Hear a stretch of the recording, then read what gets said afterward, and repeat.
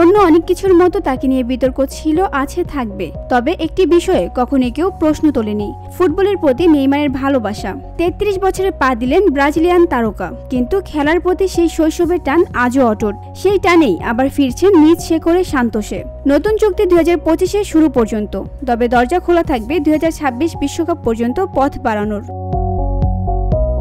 সম্প্রতি এক ঘরোয়া সাক্ষাৎকারে পরিবারকে পাশে বসিয়ে নেইমার বললেন, যতদিন পারফর্ম করতে পারি ততদিন খেলা ছাড়ছি না। বলার ভঙ্গিতে ছিল আত্মবিশ্বাস আর চোখে মুখে চেনা সেই আগুন।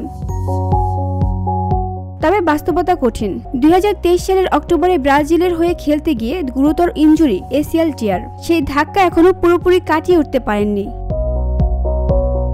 তবুও থেমে নেই নেইমার। সামাজিক যোগাযোগ মাধ্যমে প্রতিনিয়ত তাকে নিয়ে আলোচনা সমালোচনা। তবে নেইমার বলছেন, এসব দেখে মনের কষ্ট হয় ঠিকই, কিন্তু মানসিকভাবে ভেঙে পড়েননি। নেইমার বলেন, আমার ক্যারিয়ার একদিন শেষ হবে, কিন্তু আমার নাম লেখা থাকবে ইতিহাসে।